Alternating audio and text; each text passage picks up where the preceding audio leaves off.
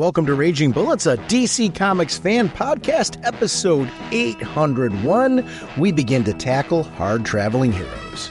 From the sleepy suburbs of Cleveland, Ohio, there are assembled the world's two greatest podcast hosts, created from the cosmic legends of the universe. Sean Whalen. Welcome to Raging Bullets, a DC Comics fan podcast. I'm a big fan of variant colors. My love for Batman is that stuff. Let's talk some comics. And Jim Segulin. How's it going, eh? You know me and Superman. I'm really loving what we're doing. Raging Bullets is a spoiler podcast. Their mission, to discuss DC Comics in books, movies, and television several times a month in 1 to 3 hour episodes. And to serve all mankind. Outstanding. Welcome to Raging Bullets. I'm Sean Whalen, drnorge. I'm joined as always by my co-host Jim, the sensei of the whatnot, Segulin. How's it going, eh? Jim, on this episode, we are going to be talking about Green Lantern issues number 76 to 78 from the early 70s. These are the Green Lantern, Green Arrow, hard-traveling heroes start-off issues. We're going to be doing a multi-week look at this series before we jump back to DCKO. So we are sponsored, as always, by DCB Service and InStockTrades.com. Mr. Segulin, what is going on over at DCBService.com? I did a search for hard-traveling heroes just to see what they had, and what pops up is the Green Lantern, Green Arrow, hard-traveling heroes omnibus hardcover. This is everything, not just the current stuff of 76 to 87. We've got from issues 89 to 123, World's Finest, Brave and the Bold, some Flash issues. This is the full, complete saga of the hard-traveling heroes. It's 40% off, only $75. Thank you, DCBS. Over at InStockTrades.com, they have their new releases. I'm a big fan of this. So they have some hardcovers that have come back into stock with new 2026 versions. Absolute Batman, the long Halloween hardcover. This artwork that is inside from Tim Sale, if you do not have the absolute version of this and you're trying to find a version of it, it's $100 regularly. It's 40% off, only $60. This is the whole year-long series. Do yourself a favor and pick this one up if you don't have it. Batman and Superman, World's Finest Silver Age Omnibus Hardcover, Volume 2, is back in stock with the 2026 version. I'm glad they're doing this. $75 regularly, 40% off, only $45. I want to thank DCB Service at InStockTrades.com for continuing to support our show. Mr. Segulin, what kind of a podcast are we? Raging Bullets is a spoiler podcast. We go in-depth into plotline, story twists, and whatnot of the comics we're discussing on today's show. So if you ever read the books, you may want to come back later so you can better enjoy the show. Let's talk some comics. Green Lantern, let you and I destroy that space junk. All right, the beginning of our discussion this episode is going to be on Green Lantern, Green Arrow, hard-traveling heroes.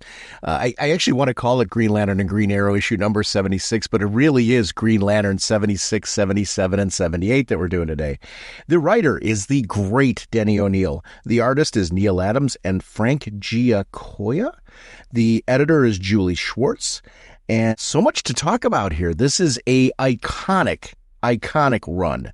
Have you read any of this before this? Okay, here's the funny thing about that. Mm-hmm. When we first started talking about this, I was like, oh yeah, I love talking about that. I love that story. That was great. Mm-hmm. And then I'm reading issue 76, and I 100% completely remember certain parts of it. And then there were parts I didn't remember. I'm like, wait, I don't remember that happening. Then we get into issue 77 and 78. I do not remember those issues at all. It was like I was reading it fresh. I was like, I don't remember this being part of this at all. What the heck? So I don't know if I've read the whole thing, if I've just read pieces of it. I know I own it. I own the one of the absolutes or trades or something of it, because I remember buying it, going, oh man, this is cool. And I thought I read it as soon as I bought it. I may not have. I may have only read parts of this story, which is kind of interesting and fascinating to me because I was like, oh, this is a great story. I love this story. Then I'm like, oh, I don't remember this story. Wait, I don't remember reading that. So either my brain is forgetting stuff or I didn't read this. I don't know.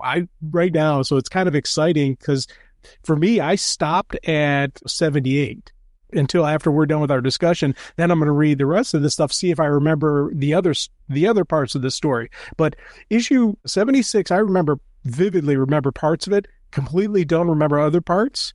78, 77, and 78, I've got I had no memory of it. So this has been collected in many, many, many, many different ways over the years, even including being re-released as floppies with double issues and things like that. And I've owned them. The reason why I'm referencing that is because I've owned them multiple ways over the years. I became a big fan of Denny O'Neil with Batman and Batman-related books and The Question and Azrael. And Denny O'Neil as an editor, Denny O'Neil as a writer is a giant.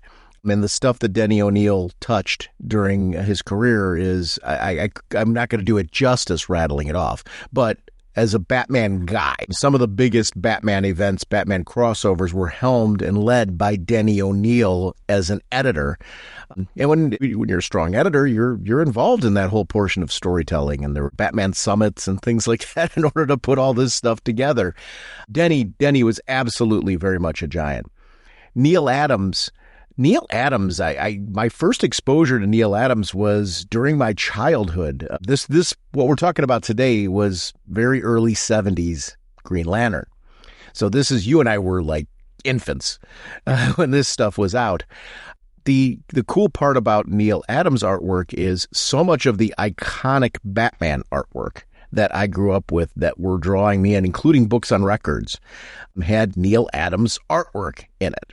It was at a time where I didn't know artists. You know, I was just knowing that, oh my gosh, beautiful Batman pictures and things like that. And it was influencing me to just really love the visual medium. So Neil Adams was easily like one of my first iconic Batman artists that I didn't know. You know what I mean? Where I love the artwork. I know the style. The style feels like home. And then as I got older and started to realize, because Jim Aparo was like the one where I first started knowing, like, this is who this is. I was old enough that like I started appreciating creators and understanding the creative talent behind the scenes. Going back to this, the artwork itself, the storytelling style, things like that. This is all stuff that's coming home for me. As far as reading all of these issues, this is where we just did a recording of Visit Jaws, and one of them was about the Invisible Man, from the old Universal Monsters movie.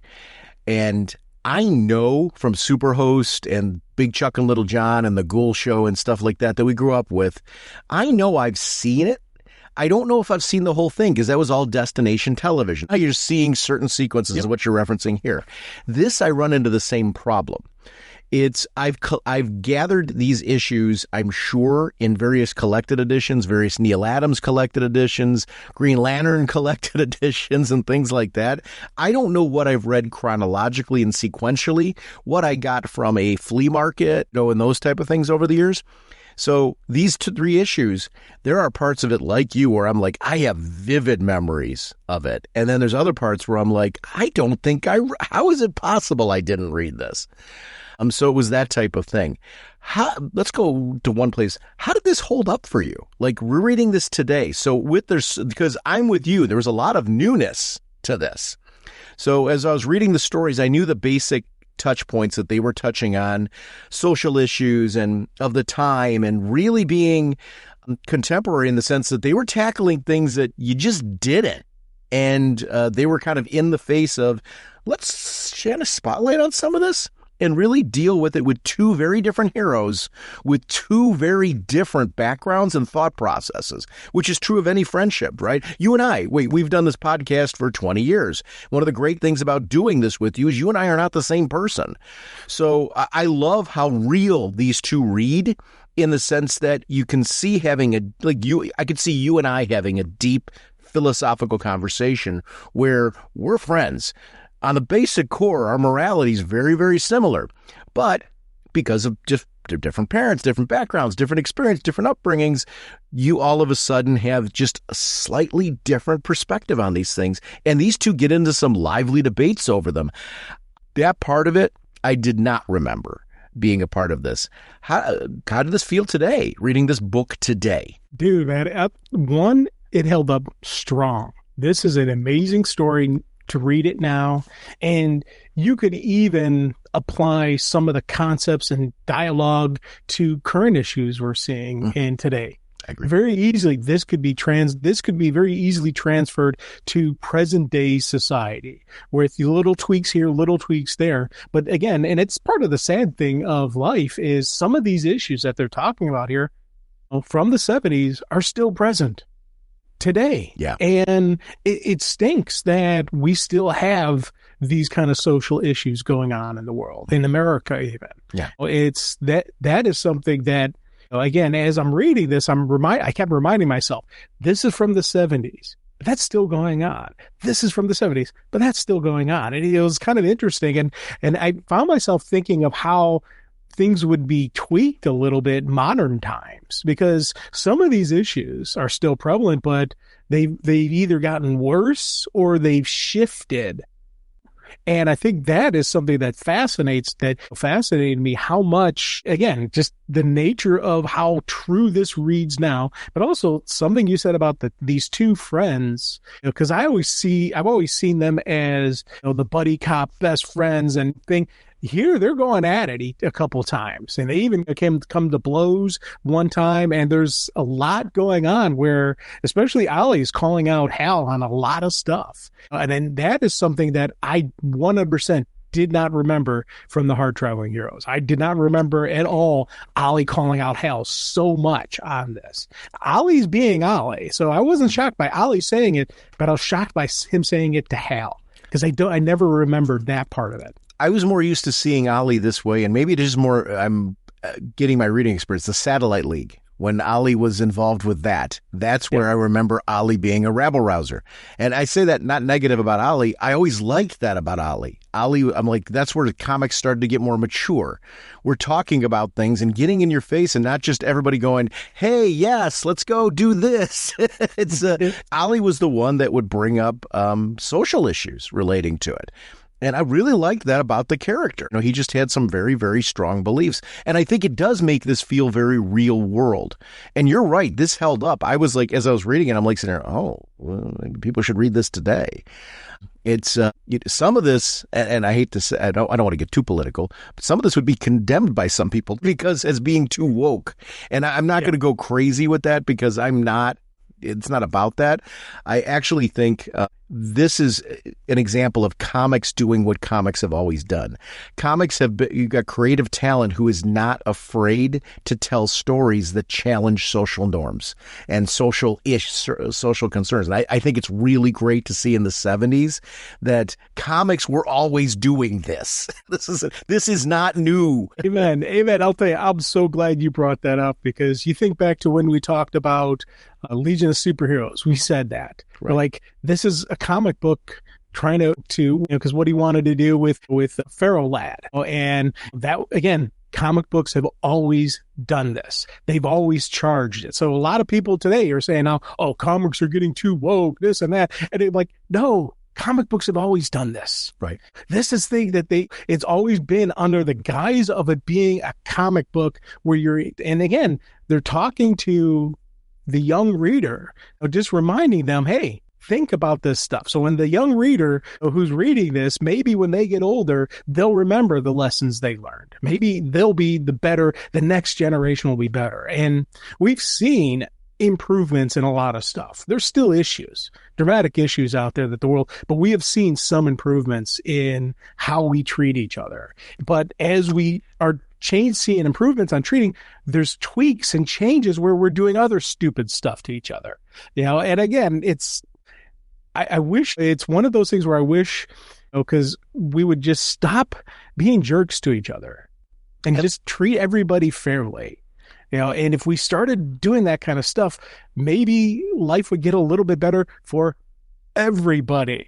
and that's the key. Let's get ready for everybody. And we didn't do this story for this purpose. I want to be very, very clear. We did it because it was a classic story. I didn't realize we were going to have this conversation, but I feel like we're being dismissive of this story if we don't talk about this, because I feel like this was part of my reading experience. One of the things I really liked about the two heroes in this, they have some fights. I mean, some real emotional fights that are driven. And I think that's very much what's going on in our society nowadays. What I love about the messaging of this story, though, and it's in all three of the issues, and I think this is something that we'll talk about organically, they get into fights, but they keep the dialogue going. And they even when they separate and go in two different directions, they're reflecting on what the other has said and internalizing it and questioning themselves. And I think it's something as a society we can learn from right now. It's listen to each other. Oh, it's okay to hear other viewpoints. It's okay to learn from other viewpoints across the board, left, right, up, down. We should be listening to each other more and trying to find some balance in there. And I feel like this is one of those stories that I really hit me today at like just how current it feels. I was surprised that you could jump back to the 70s. Dialogue, too, is actually really strong in this. There wasn't that dialogue where I'm like, wow, this feels very dated. Nothing. I don't remember much, if anything, that I felt dated. Except maybe some Fringe in all of this. And even that, you can make an argument. It pops up from time to time. It's making a comeback. Yeah. So just the opening page, I'm looking at No Evil Shall Escape My Sight, where we're setting the stage for this. And what I really love about this story and the issues that we're doing, we really do get a kind of, this is where these characters are at now. I absolutely love the way that they did the creative team on this page, how they're on the back of the truck, the moving truck. And it took me a while to find it because I'm like, where's the creative in this book? And I love when they do creative stuff like that. I shouted out the fact that Neil Adams also had some art help in some of the later issues in there. But I just love seeing Denny O'Neil, Neil Adams, and Julie Schwartz. It is funny, though, if you take a look in the back of that truck, you can tell who put the creative team together on that one. Art, Neil Adams, then goes to Denny O'Neil on the writing. I'll be honest with you, Julie Schwartz has a really big on the side there, too. Yes. So, again, respect to their editor, so that's smart. It's a move. It is a move. But I got a kick out. I actually really loved the fact that it was like graffiti style and what they did. I thought it was very much a clever choice. Yeah. And again, you already mentioned, but I'm just going to echo something you said about the artwork on this. Because back when this would have been out as a kid, I wouldn't have known any names of artists. But whenever you hear me talk about classic comic book art, you're looking at it right now. Mm-hmm. This right here is when I talk about classic comic book art, this right here is what I'm referencing. This art style. And it's one of those things where I always love this art style because, again, it goes back to our childhood. It goes back to that when I'm first reading comic books, and this is the kind of stuff I would expect to see when I opened up a book. But again, this is absolutely brilliant artwork. I love, again, just sitting here or just looking at it. I enjoyed my art read through like ever. It's been one of those things like, oh, man, this is absolutely brilliant. The attention to detail here. This is all hand-drawn, but the cityscapes and even Hal. When Hal's flying, the hair is reacting to the fact that he's flying. Oh, and I just love little details like that. Not crazy or anything like that, but you're seeing, the fact that hair does not just stay stationary. And I really love that because you get the sense of this is fast movement. So it doesn't matter what he's putting in his hair. There's going to be some sort of reaction to what's going on around him. And I really like when artists do those details. Even the musculature, the attention to detail that Neil Adams does with that. Just as a kid growing up, this was the kind of stuff that was standing out for me. And just really I've always loved Green Lantern. I've always loved Hal Jordan. As a kid, was I reading a lot of Green Lantern? No, I was a Batman guy. But he was a character as Super Friends and things like that started expanding, and I'd get those 3 packs of comics. You'd pick up a Green Lantern issue or Brave and the Bold or something like that, or get a team up. Hal was always a character I just dug. There was something about that power that looks cool. Hal's one of those, the power ring and the whole concept of what it is. As a kid, that's the kind of hero I would want to be. because there was always, and I actually glad that they play around with this. There was always that feeling of he's got the green safety shell and he can make all these really cool things like a punching fist and all those kind of just using his mind and the ring. And how super cool is that? And the costume's cool and everything works for Green Lantern. I've always loved that. I love that this plays around with some of that too for some very good storytelling reasons. And God, yeah. It's a good piece. And I'll tell you, all of those parts of the story are parts of this stuff I completely forgot about. Yeah. Yeah, I did not remember any of his issues he was having with the ring throughout these 3 issues. And again, it was something I was like, oh, crud, I don't remember that even remotely. So it's kind of neat. And it was funny, like this opening scene, he's flying in and he sees the street punk attacking that big older guy. And this was something I completely remembered. I was like, oh, I remember who that guy is. I'm like, oh, Hal. And again, I love how Hal sees this young punk attacking this older, heavy-set gentleman, and he immediately jumps into action because that's what the hero does, right? You see somebody beating up on somebody else, and you got to jump in there, but not everything is what it appears to be. And I loved how this played out. I love this story because, again, you even see in Hal's inner dialogue, he's like, whoa, below, a punk is attacking that man. And he immediately does a quick assessment of the kid, assumes he's the bad guy, assumes the other guy is the good guy in this fight. So I got to jump in and I got to help him. And I'll tell you, he teaches that kid some respect. He uses that power ring against that kid to the point where I'm like, he was throwing down the big fan, throwing him up in the air, spinning him around like a top, and then sends him off to jail. I was like, wow, that's some serious power levels on just the kid. And he was doing it to kind of teach him a lesson so he wouldn't pick on somebody weaker. Right. But it does come back to bite Hal in the butt. And I love that. I like that this really touches on the shades of gray, right? There's no good and bad. There's shades of gray that go on there. And Hal having this particular situation where he's expecting to turn around and go, no need to thank me because he's a superhero. It's like really kind of, I just did this really cool thing. Look, I stopped the street punks and all that kind of thing. I'm going to get some praise for this. Instead, he gets a can to the head and then people start throwing garbage at the two of them, which starts to begin the dialogue.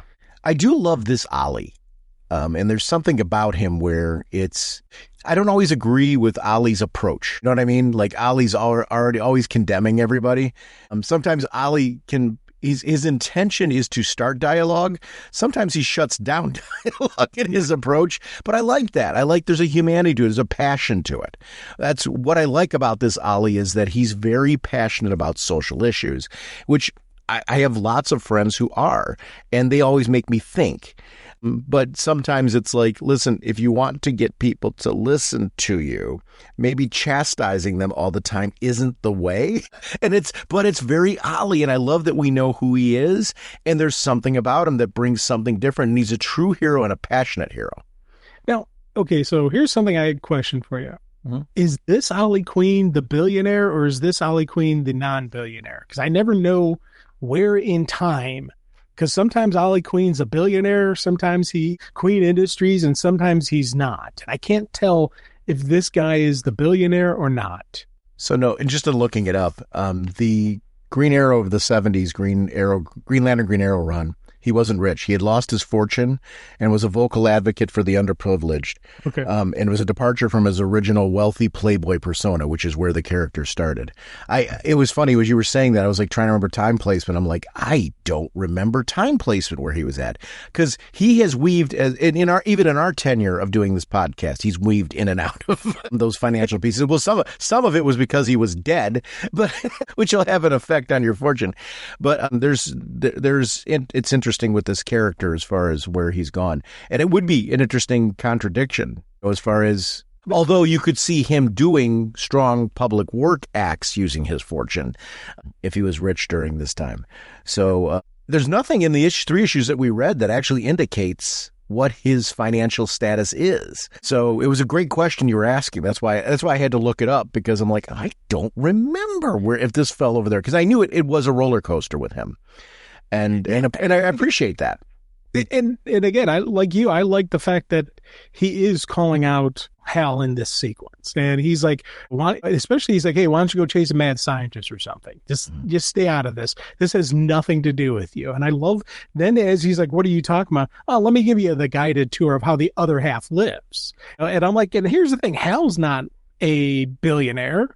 You know, Hal probably has some pretty good money, but it's not a billionaire. And I love that the fact that Ollie is just, again, in a way, he's being a jerk to his friend, but in the other way, he is enlightening him, showing him what's going on here. It's context.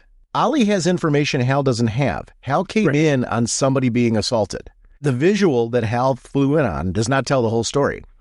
And there's nothing wrong with that perspective. It does, and I think there's something to be learned from that in our society right now, that sometimes when you don't, it's okay to gather information and sometimes get comfortable with the fact that this is an example of shades of gray to me. I really do think it's an example of shades of gray.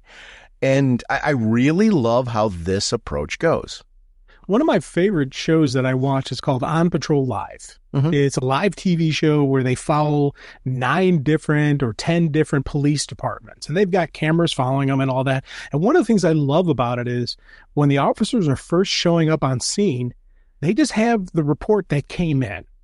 So they've got to always gather the information. And you get people who are just like yelling and screaming and things are just escalating, and they got to immediately show up on scene, calm everything down, and start gathering evidence. And you run it. There's been so many times when they'll show up on a scene. They think this one person's the bad guy and the other one's the good guy. And the next thing they know, the guy they thought initially was the good guy is in cuffs because they realize, oh no, they're the aggressor. They started all these problems. They're the ones who caused the thing. They're the bad people. We need to lock them up, not the other one. And it's happened so many times on the show where as they're gathering information, as they're talking to people, and even on the other side, they show up, a bunch of people are put in cuffs, and they always say, hey, you're just detained. Cuffs come off as quickly as they went on. We just need to calm this and we need to find out what's going on. And you can always see some of the people like, okay, they're calmed down, they're being put in cuffs. Others, it agitates them even more. It's always a fascinating thing to watch this show because, again, it's happening live. So there is no script. There is no editing going on in this stuff. And it's one of the reasons I love the show, but I also love just seeing the nature of the investigation. You know, and so right here with this one, again, Hal made his initial gut reaction on what he thought was going on. Ollie's showing him a different point of view and giving him the actual information. But I think one of the pieces that comes out here, and this is where I'm saying it's shades of gray. There's a lot of discussion to be had here. This is not a good, purely good versus evil conversation, right? Because when you come to it, technically the guy was breaking the law. And Ollie even says that. Technically he was. He lost his temper. So, I mean, there's truth there. But he gives him the backstory sitting there like, this guy has dropped out of school. He is the means of support for his grandmother. And this landlord right now wants to turn the property because he can make more money into a parking lot. So these are people that are going to be evicted and they don't know where they're going to go. So it becomes a whole survival thing. You know, as far as what does life look like, we're barely making it as it is. And now we've got a means of survival. Now you sit there and say, does he have a right to do this as a landlord? There's a difference between legally and morally and ethically. And I love that this is one of those stories where, wow, you can debate all of this. And it's smart, and it takes the good guy versus bad guy thing to a whole different level with this as far as what is the right thing to do in this. And I love that aspect of this story. I think it's very, very grounded, and you can get why this is setting the stage for Hal is having a crisis of conscience. And faith and confidence in what he does and who he is, which I've always known Hal as the confident ring slinger who comes in and he's a tried and true classic superhero who does that. This is where Green Lantern gets really good. When you're sitting there and you start having moral questions. Hal becomes a very, very, very complex character. And it's stories like this that start to lay out the groundwork of a Hal Jordan who isn't always the most confident guy because of the fact that he has to question everything that he believed in order to understand other perspectives and his own actions. And I really, really love where this story goes because of it. And wow, is it contemporary? This feels very, very today. Yeah, and again, like even modern days, this kind of stuff is still happening, 100%. And part of it, the shifting they're doing now, and they've been doing for many years, is you find these apartment buildings, they turn them into condos. So the people who are currently living there can't afford the new condo rate, so they have to leave. So now people are getting kicked out, and certain neighborhoods they're like, oh, we're cleaning up the neighborhood. We're making it nicer. We're making it prettier. We're making it a lot more expensive. So you can't live here anymore. And that's something big time is happening a lot of places, and even this parking lot conversation. I know downtown Cleveland had a couple classic buildings that they were trying to get protected status, that they're like, oh no, we're tearing this building that's been around for 50 years down, and we're going to build up a new parking garage for the casino that's right there. And I remember the massive debates that were happening. And even right now, we've got massive debates going on about a dome for the Cleveland Browns. So there's a lot of talk going on. What's going to happen here? What's going to happen here? How is this going to change the neighborhoods? How is this going to change the place where the dome is going to be built? And there's a lot of stuff going on. And very similar to what we're seeing right here. People are going to lose their homes. Flat out, or their homes are going to be so expensive, they're not going to be able to live there and they will have to move out. 100% seeing that today. And that was something that, as I was reading this, those are the first thoughts that popped in my head. I was like, oh man, again, this is outstanding. And it leads to probably one of the coolest story parts of this. Iconic. These panels that you're referencing right now, even if you haven't read this issue, if you've looked at comic history at all, and just because one of the things, Marvel and DC, when there's the comparisons of Marvel and DC, especially in this era and in the 60s, what was Marvel doing that DC wasn't? They were getting street level. They were getting grounded. They were relatable. They were touching on day-to-day things that DC was not. DC's heroes were the whole Superman thing that you do off of that piece. They weren't as grounded. And we've got writers and artists now who are bringing these characters to street level, to reality, talking about real issues that are going on right now and in your face. This was a very, very door-opening time for comics, where comics were taking bold risks and were telling the kind of some of the stories that comics were telling were controversial at the time, because they were flying in the face of code and stuff like that. So this is an interesting era to talk about with what was going on here. And these panels, I didn't mean to cut you off on this piece. I actually, please continue going. These panels are iconic and really, really are just great ones. I've seen these panels in isolation many, many times. Yes. Oh, big time. Big time. And we're talking when the one person confronts Hal. And he's like, I've been reading about you, how you work for the Blue Skins, and how on the planet someplace you helped out the Orange Skins, and you've done considerable for the Purple Skins. Only there's skins you've never bothered with, the Black Skins. I want to know how come. Answer me that, Mr. Green Lantern. And Hal's like, I can't. But I love that, right? Oh my Because the great thing about that panel is, instead of giving us some great soliloquy from Hal or something like that, the I can't was human, right? Yeah. Hal becomes instantly relatable because that's honest. It's true. And that's a starting point, right? And I love like how real this feels. It just reads as very, very real. And I loved everything about that. It's just so smart and so well written. And visually, look at Hal with the head down, not overdone, not overstated. It's just in the perspective. Do you see how the camera shift is? Yeah. We are almost looking up at the two of them talking in the first panel. Then we're looking up again at the man who's asking the question. When we shift in the panel to Hal in that sequence, we are looking down. My gosh, the perspective change, the visual choice of recognizing that's where the camera should be. That is really next level stuff. This is the magic of comic artwork, is the fact that you can shift that camera anywhere you need to be able to set a mood and a tone. This is a masterclass. So good. And here's something else I also love is, yes, that those 3 panels are iconic.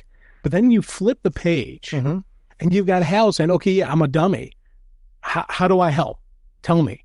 And the guy's like, I'm not on advice committee. I can't tell you. You've got to figure that out. You've got to want it bad enough to find a way. And I think you do. And that for me is another piece that constantly gets overlooked. Yes. Where Hal's like saying, hey, okay, yeah, I messed up. What do I do? And the guy's like, no, you've got to want this. You've got to make the change. And again, there's a very iconic speech from Dr. King where he's addressing the, I can't remember who I can't remember who he's addressing now. I've drawn a blank. But in it, he's like, we want rights and freedoms that everybody else has, but we can't take it.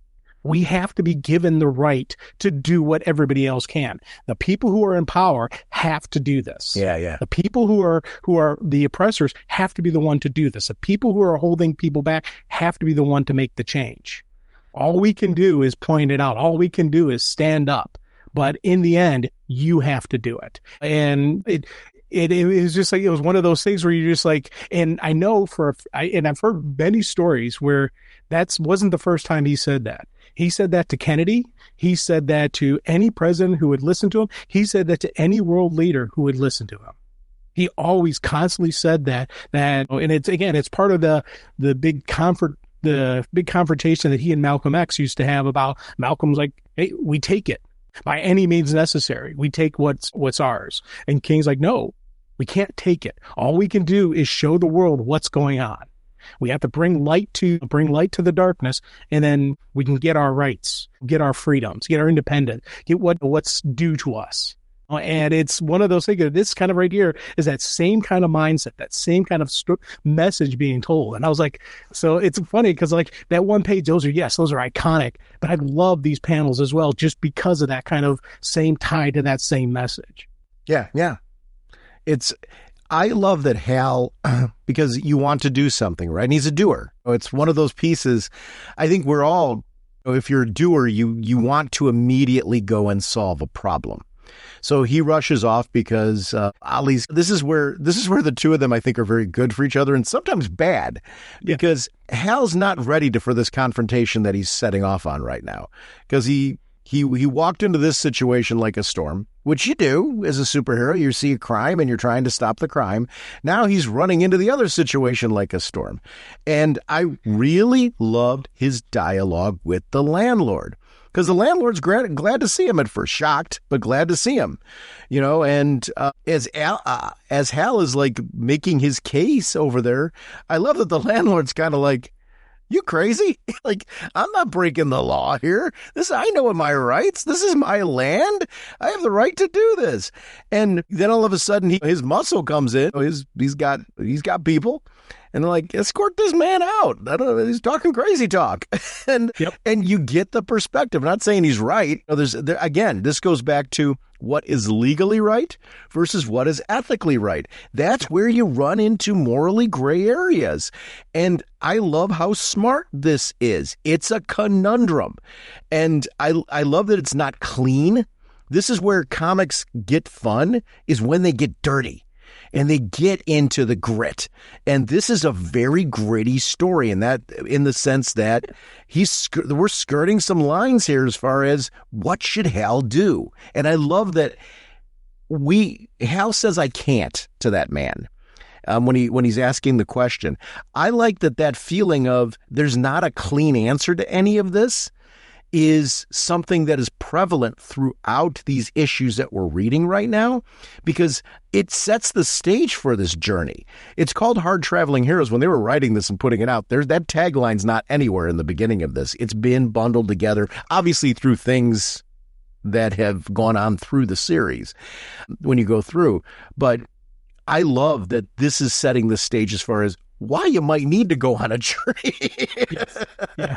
And I love one that Hal, they say for an hour, he's trying and he's argues, insists, and finally pleads. So this wasn't just a quick thing. Hal spends an hour trying to talk this guy into to changing how he's operating. And as the guy says, hey, he's not breaking the law. He's morally wrong, but this is legal. And that's one of the hard parts about some of this stuff. And by the way, I love how they go with this and how they deal with, eventually we get that this guy is not just morally corrupt, bad guy. He's actually connected with organized crime. And eventually we do learn he is a bad guy, air quotes around that. But I do love the fact that they're first initially approaching this as not as just a businessman. And I like that the Guardian leaps on in and goes, this human has committed no crime. Report to O immediately, because they've been observing Hal. Yeah. And they're not omnipotent. They don't know everything that's going on. But in this particular case, they're looking at this and going, hey, right now, what are you doing? This guy's committed no crime, which sets up a whole other stage. This is some of my favorite Green Lantern stories, are when there's a conflict between him and the Owens, because he's Hal. And he's not afraid to fly in the face of, he's just not just the good soldier, if I'm making sense. Yeah. And I've always enjoyed that part of his story, too, where the Owens feel alien and don't always have that compassionate element to them. They tend to be black and white in their approach to things. And I love that goes against the story that's being told here. Black and white doesn't work here. Same way it doesn't work for Hal. It's not working with the Owens. And I love this piece. They send him off on that little mission where he's basically doing a labor job that he can do because of the fact that he's a Green Lantern. But the idea is, let's keep him busy while he cools down. So then we can let's keep him busy while he cools down so we can figure out what to do with him. That's really what's going on right now. This 100% is let's get Hal out of the picture. Mm-hmm. Let's have him there. And I love the fact that they ordered him to go there, fix the problem, and then wait for them to tell him to return. Again, they want to make sure he follows and obeys the orders and does exactly what they say. It wasn't just fixing. The fixing was very easy. Yeah, that situation was nothing. And it funny is, it wasn't even worth doing because the moon they were going to collide with was uninhabited. It was just a rock. So it was going to be more rocks slamming into another rock. It wouldn't do any good. It didn't need to be done. And so I do love the fact that Hal figures it out, that they're doing it so he cools off and keep him keep him away from the situation so he doesn't further interact with it and further have other problems with that guy. I love the Hal, though, that it's like, I have total faith in their wisdom, but this situation doesn't match what they're having me do right now. I need to go back. I need to address this piece. So I love that when, as he's flying back, we see Ollie Queen interacting. I love the writing of Ollie in this. I really enjoy the writing because Ollie is passionate and he gets himself in. I love that he's firing arrows at the guy and he's trying to do the intimidation game. And it's an interesting sort of 1-2 punch. These two are really perfect together in the sense that their differences balance each other out in all of the right ways. Ollie has some things he can learn from Hal. Hal has some things he can learn from Ollie. And I love that we get to see that at the beginning of this. I've got to say, this iconic version of Green Arrow, when we see this outfit, the classic beard, I have such a soft spot for this. I remember my first Mego Aquaman action figure, the original 8-inch one. I had the action figure before I'd had the opportunity to read a lot of Green Arrow or anything. It was one of the gifts because I was a Mego Batman guy. I had the Mego villains. I got him as a gift once, and I remember I was a Robin Hood fan, so I remember loving the character.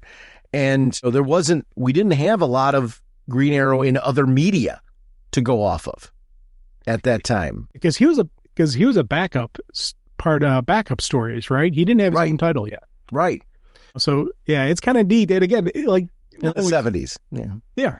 And like you, I've always been a Robin Hood fan. So this character him and Hawkeye were always two characters that always drew my attention just because of that fascination. And also in your mind, there is always something in your head where you're thinking, hey, I could probably shoot an arrow.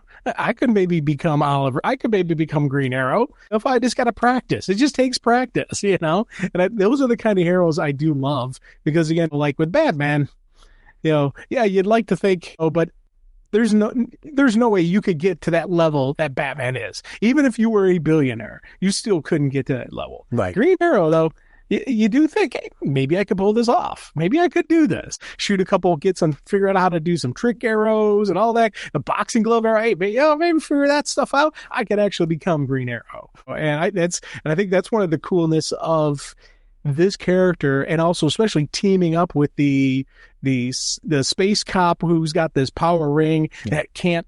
In modern technology, there's no way you could create a power ring. You could create a bow and arrow, though. And I think that's a neat combo of these two. And this scene played out brilliantly because, again, part of the inner dialogue is what's like that Ollie's playing the game, but also the bad guy's like, oh, he must have some evidence of some of my underworld activities. That's why the bad guy's thinking Ollie's shaking him down for $25K. And I love a great way to show us that, yes, this landlord who's a scum because for what he's doing is also a bad guy who's breaking the law. And I thought that was a brilliant way to bring this in. So now we 100% have reason why we want to see him get beat up. And I love that Ollie knows that this guy's going to do something shady. Yeah. The whole setup of the dummy being there and the tape recorder, he has a plan in place to trap him because he wants to tell the whole story, which is this actually will poke, which he's not doing it for the Guardians. He's more doing it just to shine a light on this guy. But this will poke a major hole in the Guardian that's sitting there saying, there's nothing wrong with this guy. This guy didn't commit any crimes. In the evidence that Ollie's trying to gather right now is going to say, "Oh yes, he has," and let's bring that to light because he needs that evidence. I loved this combat sequence. I loved the shades of the fact that it was blue. That we took color out of this and made the decision to focus on the fact that we are in the dark. Eyes have adjusted, and this is completely based off of moonlight and street lights maybe and things like that. The light sourcing is very, very dim. I love creative choices like this. The action is fantastic. I love Neil Adams' combat sequences. There's something about bodily motion that he puts into place. The way that we get the wind motion that happens, like he's just bringing down the arrow and throwing the guy over his head. And those pieces are really, I just think really, really fantastic. I'm a geek over the arrow into the gun barrel. Yeah. Because that's where you sit there and say, we could be Ollie. Yeah, but I can't do that. Yeah. But I mean, that's where you need those sequences to show what sets Ollie apart. It's the fact that in the midst of combat, when this dude does not have an excessive amount of time to aim, this is on the fly aiming, he's able to fire an arrow and get into a gun barrel in that time frame. Yeah. That's sweet. I mean, it always looks sweet. It's awesome in this. It's funny with the choicing on how to show it that it's in the dark with that, as you said, the heavy blues. Going back, comics back then were limited on the color palette they could do on the comics. Mm-hmm. So again, this is a great way to show with limited access to limited coloring. How can they give us a dark sequence? Yes. Where we can clearly see what's happening. Mm-hmm. This for me is absolutely brilliant. I love the sequences. And again, look what he's taking about the shop window. The shop window is really sweet at the end. Like that's where we do get some additional color palette in there, but that is to show light sourcing. Yes. Oh God, yeah. And again, whenever they chose to use reds and yellows for the different sound effects, the door opening, the sound of the guns firing, as they're walking down the sidewalk, the sound as they're walking the sidewalk, all that kind of the actual sound stuff, they make it a different color. I thought that was brilliant. And then even the tape recorder that gets damaged, that's a red box. And again, it's the little usage of a color splash here, color splash there is absolutely brilliant. When Ollie and Hal reconnect, I really loved this sequence because we needed at this point in time, about 17 pages into the book, we needed at this time the connection of like, okay, what I tried didn't work. What you tried didn't work. Now this is where let's work together and try to figure this out. What can we do? Let's share information and work together off of that. I tried his greed. You tried to appeal to his humanity. We both failed. We got to do something else. I love this idea of we're bringing now the prosecutor, and we're going to try to trap this guy. I love the use of Hal's ring. When he walked through the door, I did not see that coming. I'm going to fully admit that. As you saw the initial panel, we got hassled by the fuzz, boss. We had to stay out of sight. I loved how that piece played out. It was a great few panels to just show a different way of using the ring than I'm coming in punching. I'm using drills and all those kind of pieces. Well, and again, it was funny because this whole ending sequence, I completely did not remember any of this. Right. Even these final panels, I completely, throughout the fight sequence, through this, and taking out the big bad, I thought this was absolutely brilliant. And I love the fact that the boss, he pulls off, he's got a grenade on his desk that everyone just thinks is a paperweight. Mm-hmm. And if you look at the earlier scenes when Hal is in the office, it's sitting there on the desk. Yeah, yes. So they made sure that it was there throughout the story. And again, I love that. And Hal knocks the grenade out the window and boom, it explodes. They're like, oh, that wasn't a bluff. That was an actual grenade. Little stuff like that I thought was absolutely brilliant. I loved how they really 100% now have evidence against this guy. Because not only the confession that he did before, but him pulling out a grenade and trying to kill all of them is also a crime. So right now, they've got him on attempted murder. It's outstanding. And it was all witnessed.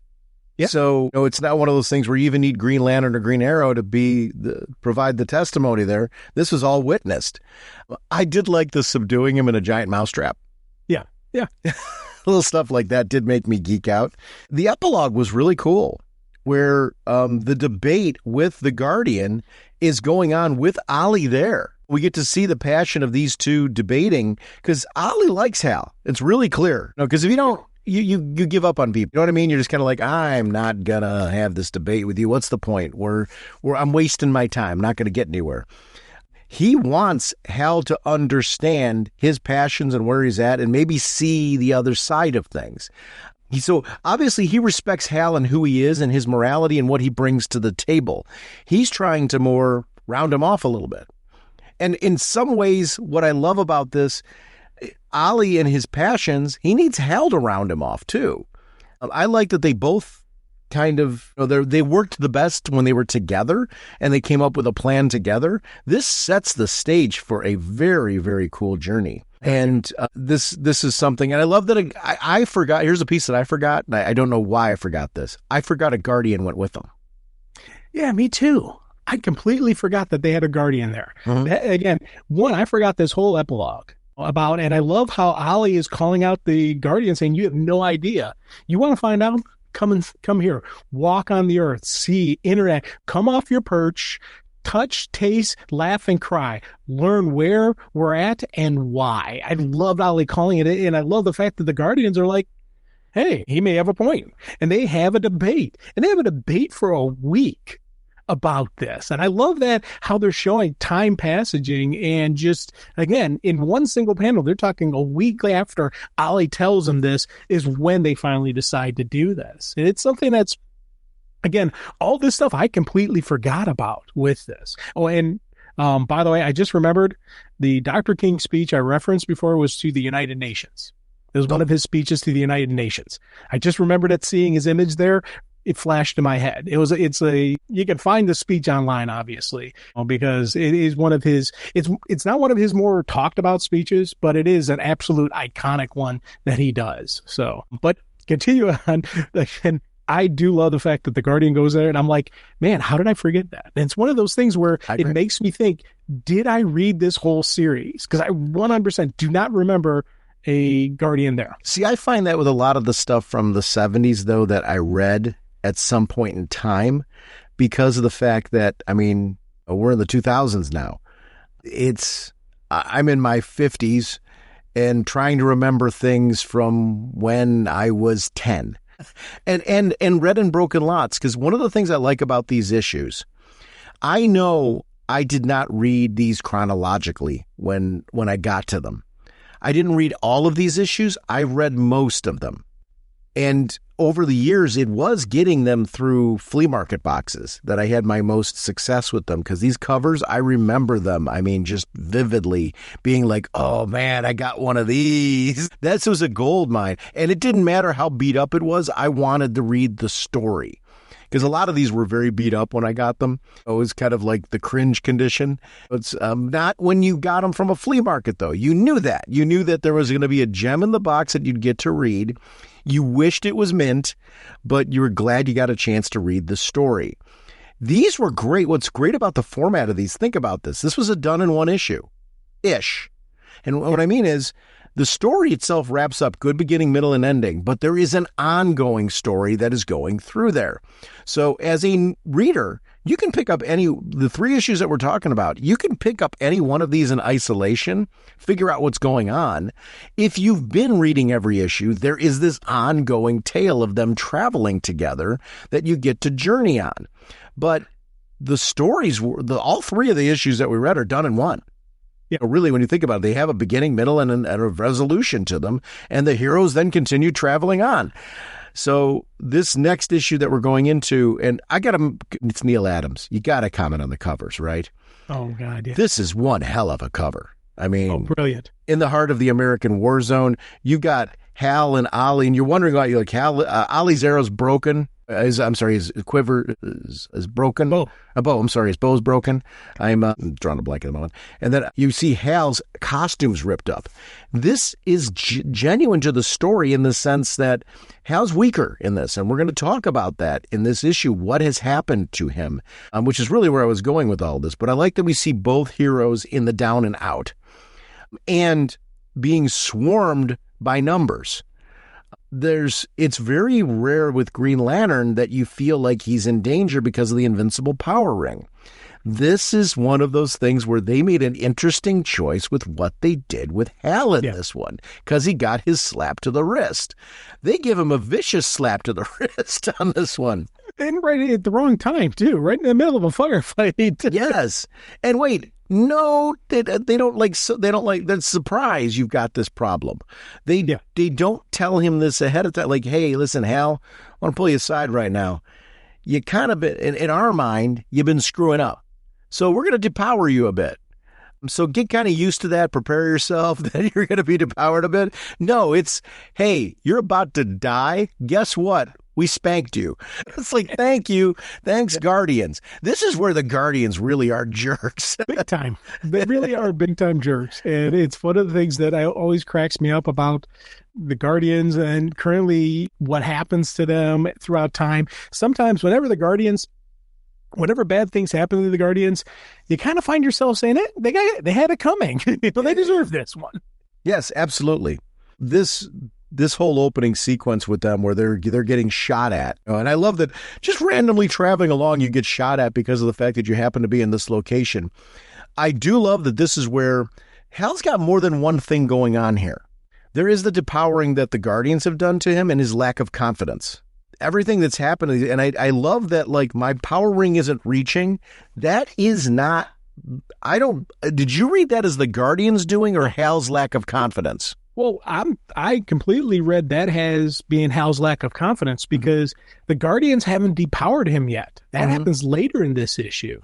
Right here, that initial problem that Hal has is because of his lack of confidence in the Green Lantern Corps, in himself, in what the overall mission is. Yeah. And I think that's part of Hal's problem with his power ring. I agree. Then later, the Guardians add to insult to injury by depowering it even further.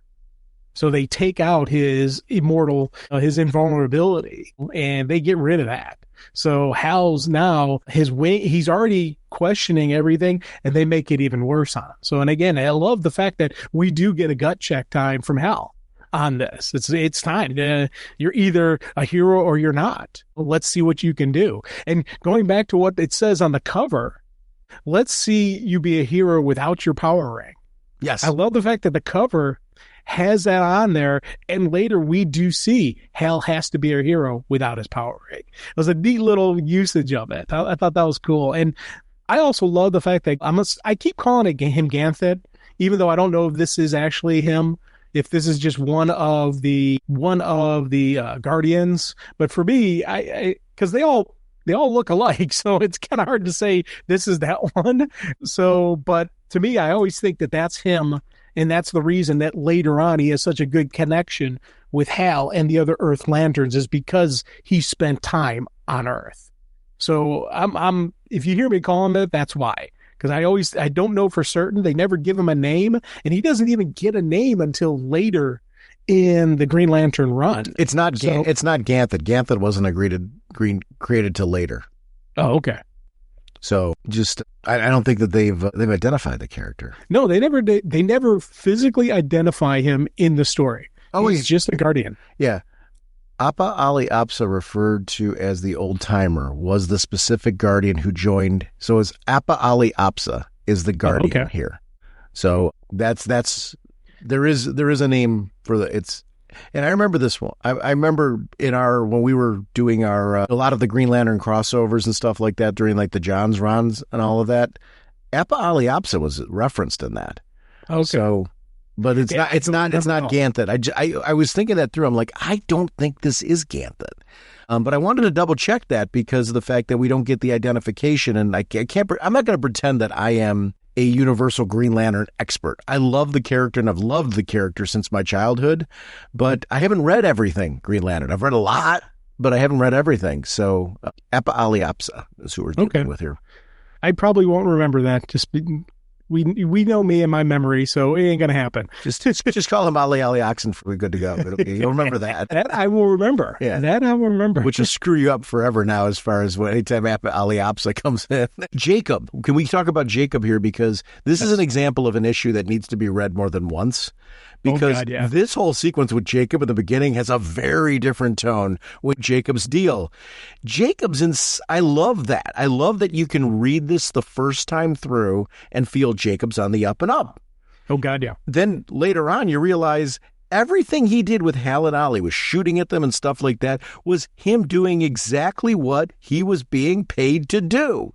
He was inciting them to start attacking and start taking action when they weren't prepared. So that way they could be wrangled in, spanked, or like what was it saying? Like a third of them they wanted to take out, or something like that. Take out a third of them so that there's still enough to work in the mind. Yeah. But you take out the leadership here, you take them out hard, you take them out fast, and everybody else will be sheep following them. Right. And again, I love the fact that how this plays out, where initially, again, they're attacking the heroes. The heroes quickly subdue them, and they're like, oh, let's tell you what's going on. And you immediately fall for Jacob. You immediately think, and again, I had no memory of this issue at all.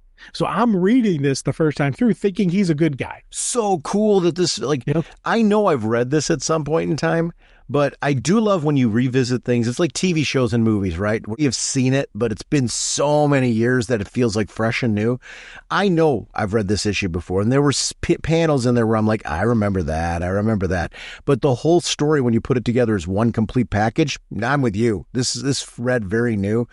I loved that all three of these issues had that new car smell for me, where I felt like these were brand new Daddy O'Neill, Neil Adams issues to me, even though I had to have read them at some point in time. I love that, because it's, oh my gosh, it's such a good ride. Like, no pun intended. It really is no pun intended. I really love the depth. There's a depth of storytelling here that is really, really great. And again, throwing out artwork, I love how they draw Jacob through this. Yes. Oh, because when he's initially talking to them, he's got a calmness and just a sadness. And then he starts rising up and he gets that anger in his face as he's talking about this guy who's basically turned this town, who had nothing to start with, and completely taking beat them down, take even more from them. So once again, we're dealing with a part of the country that had nothing. They had their pride, they had their hard work, they had their work ethic, they had all the good stuff that makes them good people, but Financially, they were scraping to get by. This guy comes in and he makes it even worse for them. And he beats them down. And I love just showing that rage and that anger on his face. And it really just, again, completely had me sold as he's the good guy. And then again, it was funny because as I'm reading this the first time thinking, I'm like, oh, that guy is so going to die. There's no way he's living through this story because I'm like, he's too much of a good guy. He's going down. And then you find out, no, he's the bad guy. I'm like, oh, so it's absolutely brilliant, really tugging at your heartstrings. And then even talking about the Johnny Walden, who learned how to pick up a guitar and he could sing and this. And again, it's another one of those possible person who can make it out of that town, somebody who can make it something with their life, get out of the oppression. And what happens to him? Oh, they arrest him, sends him to hang in a kangaroo court that our big bad is actually in charge of. So I was like, oh man, this has so many elements to it. And I love the fact that Arrow was like, we got this. Let's take these people down, and Lantern's like, hey, we got to hold on. This guy, this slapper, he's got the authority. We can't just jump on him just because of what's going on. I love how this debate between Ollie and Hal is absolutely brilliant. I love the story of Johnny Walden here, and it was really well done.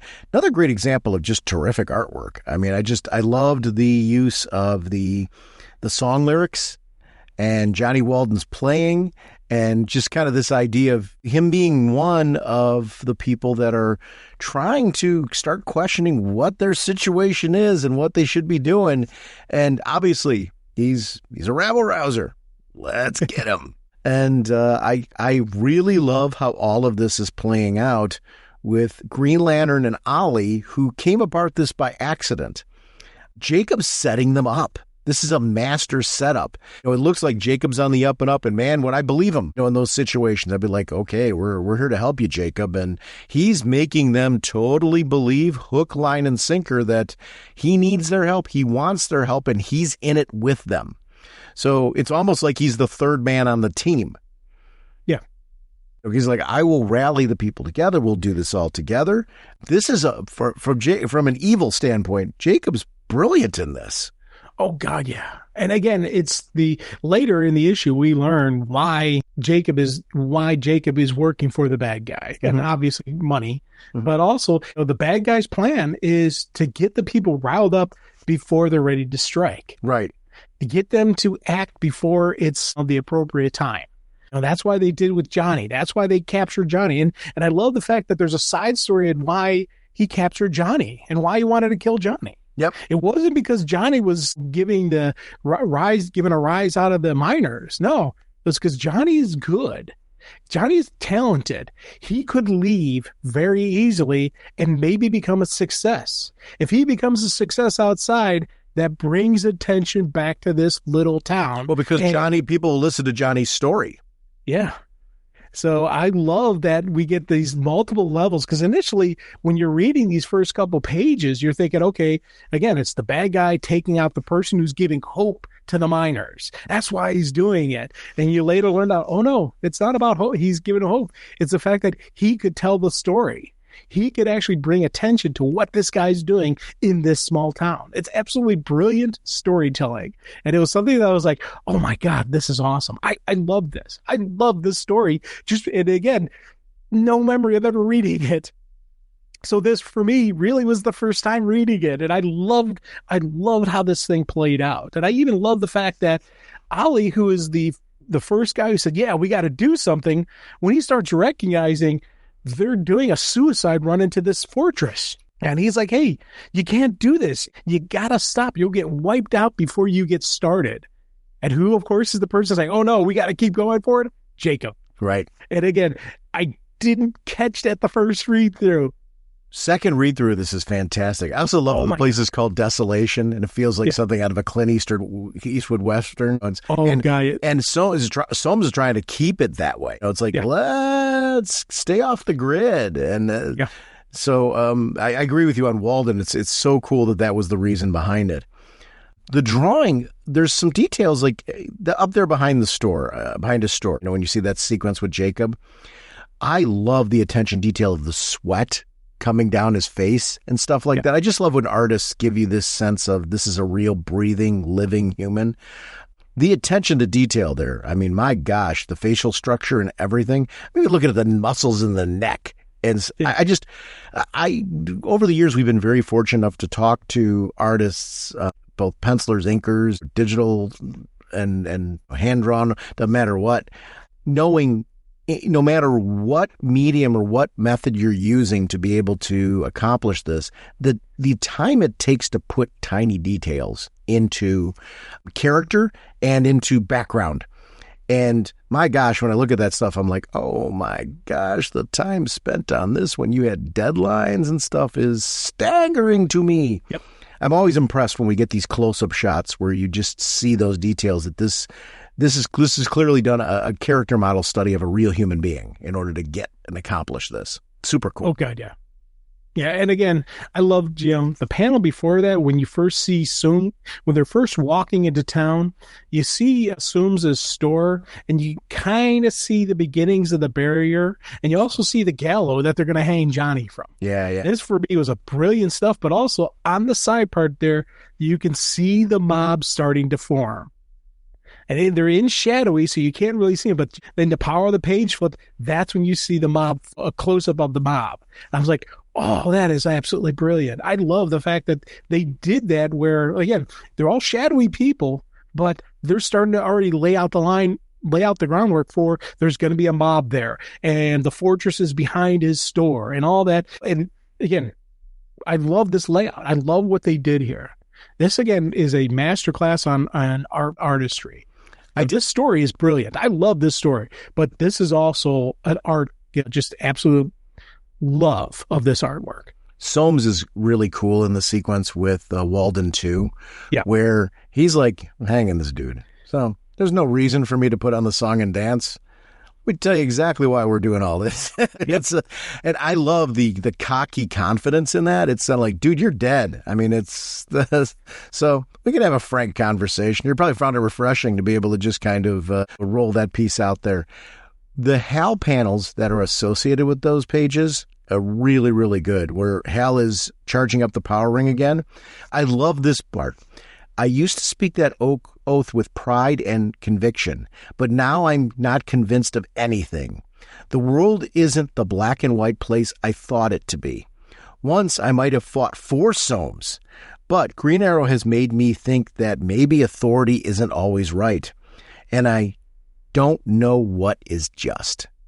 This crisis of confidence that Hal is having, as he's learning more about the real world and what it goes through, I love that it's affecting his powers, and just even recharging the ring was something where it's not done with the confidence before. I think it was just a great touch to add it in and do it in that sequence.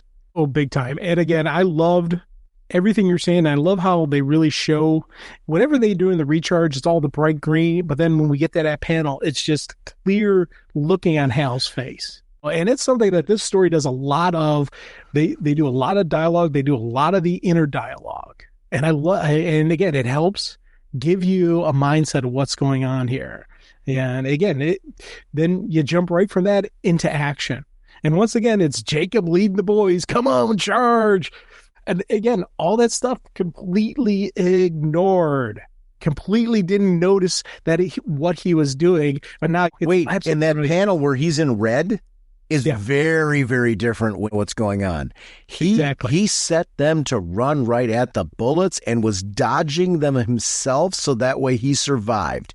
Yep. It was all a part of his plan. Like, let's get them running right towards that, and I'm going to sneak away. And they ran right into the minefield. He led them into the minefield, and then he slides off to the side so he doesn't get killed in the mines. What great attention to detail. I just love that this book reads differently the second time through. Yeah. And then this brings Hal and Ollie into the fight.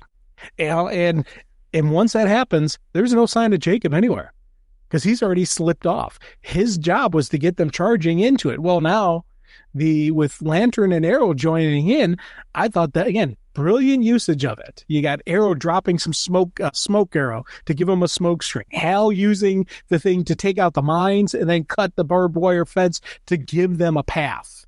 That for me was absolutely wonderful and brilliant. I love this usage. And then comes the Guardian saying, we're going to give you a slap on the wrist because you're not listening to and doing your regular duties. Your ring's potency is reduced. You no longer guards you from mortal injury. Like right in the middle when he's surrounded on all sides by guns. Thanks, buddies. Appreciate it. Again, the Guardians are jerks. Yeah. It long becomes established that they are. And boy, what a great choice. Hey, right now, we're going to dip your ring right now. These guys are telepathic, right? So they scold the dude earlier because of the fact that he was in the previous issue, because of the fact that he was going after somebody who, quote unquote, had not committed a crime, which turns out to not be the case. But based on the evidence they had in front of them, okay, fair. They're seeing this, right? Yeah, they should be. Because if they're analyzing his ring to try and figure out what's going on, they had to be monitoring to a certain extent, because wouldn't they similarly jump in and go, hey, this is bad? Landmines and machine guns on people, that is bad. You know, he should be allowed to prevent people from dying. Right. So hey, listen, after this event, when you're done with wrapping this whole thing up, we're reducing your potency. Nope, we're going to do it right now when you're about to get shot. Yep. Wow. And I love these sequences with Hal. He's like, hey, to heck with the ring. I love that. Mm-hmm. I love that. Here's, again, this is where Hal Jordan knuckles up, and he's throwing punches, he's fighting, and he's not doing big images, he's not doing a big green fist, it's his actual knuckles hitting flesh. I loved seeing it. I loved seeing Hal Jordan actually fight it out. Yeah. It's that part was great. I love that Hal didn't give up. That we talk about what makes somebody a hero.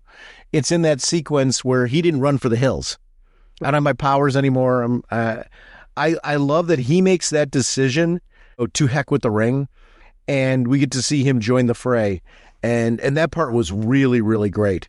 You can see how this journey is helping him round himself off as a human being. Yeah. And I really like that part. Yeah, and again, I liked the grenades. Well, one, I like the fact that the minions, Nazis, escaped for the war crimes prison. Mm-hmm. So let's further add to the evil and villainy of them by making them Nazis. Because one of the Indiana Jones movies, when they brought back the Nazis for Indiana Jones to fight, the director flat out said, we're making it Nazis because everybody wants to see Nazis get beat up. So we're going to bring in the Nazis. So same thing here. I love the fact that our bad guys are Nazis. So, and I love the fact they drop in the gas grenades on him and everything. It just, again, Hal is completely blinded. He can't think, he can't see, and he's just staggering into the dark. I love how they took Hal out of the picture, and again, they explained it because his ring isn't as powerful, so his ring can't protect him from this stuff anymore. But again, it throws off everything that's going to happen in Hal. The little girl and wandering around in the smoke when it was all, and I love that Appa Aliapsa grabs her, and he's going to see that you're not harmed, that type of thing. He hugs her. And I love this, a strange feeling, an emotion, as this tiny earthling embraces me. Is this what it means to be human? And I love that he's learning too. This is, again, there's a part of this that I didn't remember. I don't know why the Guardian thing completely blanked on me, but I loved that sequence. I thought that was just a very beautiful sequence. Great dialogue there. Again, I love their third traveling buddy in all of this. I think that part has just made a really great part of the story. Oh God, yeah. And I like how they're balancing the action sequences with these emotional moments. Yeah. Again, that's also very clever writing and clever layout of this, because you get this emotional moment, then you go right back to Green Arrow doing a blaster grenade, a blaster arrow to burst open the fence, and for them to further go after the bad guys. I love how they're not just letting they're not missing the emotional moments, but they're also not missing the action moments in this. This is an assault on a fortress. Mm-hmm. You need to have this physical. You need to have the chaos and the beauty that is combat. And I love how they capture it here. There's a sequence where Ollie's coming in and he's firing arrows and stuff like that. There's that page where it's the stretch. Ollie's kind of stretched out and like down low firing when he takes out the bullets, the machine gun. And I really liked how the attention to detail of keeping him down low, otherwise he's going to get shot. I love that. And I also love too that it looks like it's an awkward stretch for him to be able to do that, but it's the only way for him to slide it. I thought there was something about that. I'm like, it feels very real because you got to get down low or else he's a human. He does not have any form of protection other than whatever his costume normally affords him. So I love when they do stuff like that, and he gets knocked out and all that type of thing. But I just really liked the reality of. I hate when people are standing tall doing the entire thing, and it's like sitting there like, why isn't he shot? Those little things like that mean a lot to me when that it just gives you this sense of. This is why a hero who is a normal human is able to do these amazing, terrific things because they've trained themselves to bob and weave and dodge and all of that. I love street level characters when they do those type of things. It was cool. And I love how he takes out the machine gun by taking out the ammo belt. Yes. That again, a different way to take out a machine gun. Mm-hmm. We've both seen action movies where they do various stuff. You shoot the barrel, you do this, you do that. For me was a really cool way to just take out a machine gun. Now granted, the bad guys will be able to reload the ammo. But the idea behind that is exactly what you're saying. It stops the firing long enough that he's hoping he can get there. He's buying time to get there and take them down without having that heavy machine gun firing at him. I love that. It's such good stuff. I also love that he was, even though he clearly got hit, I love that he was with it enough to let me bring myself back to kind of normal senses and all that. So that way I can maybe take advantage of being in the right place at the right time to take some action here. Well, he was really playing possum, figuring they would take him to where Johnny is, which they did. This, again, brilliant usage of Ollie, again, showing that the strategery of Ollie Queen is absolutely wonderful in that he 100% was ready for this. He was ready for them. He knew they would take him, but it is ultimately the backstab that gets him. Yes. I love the fact that Ollie was set for all this. He was ready. He was taking out the bad guys, just getting ready to finish off, and it's the stabbing and the backstab. And literally, with the butt of the shotgun. But again, I love the fact that this is when we learn Jacob. And again, as I said before, I did not see this coming. 100% complete swerve for me. And I love that. I was like, oh my God, this is absolutely brilliant. This is wonderful. I loved how this played out. I also loved the reason why Hal's Ring worked here. Yes. Because of the conviction. It was like, I saw what was going on with you right now. And it was totally like his entire emotion was behind, his conviction was behind, I've got to save Holly right here.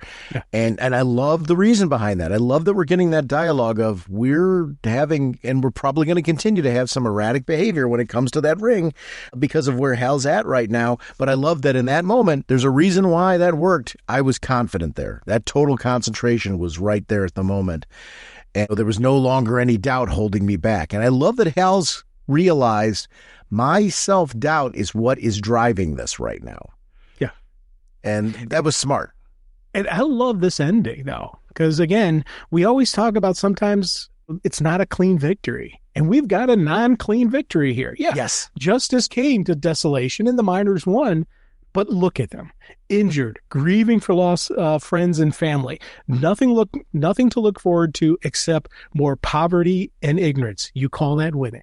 Mm-hmm. I love the fact that, again, in this town, there's a lot of heartache going on in this town, even before our bad guy showed up. So are they going to be able, what's going to happen with the town? And that's something I've always wondered if they ever go back to this town, if they ever deal with this town again, either in the Hard Traveling or in another story. Because I'd love to know what happened to this town after Green Arrow and Green Lantern were there, because I don't remember.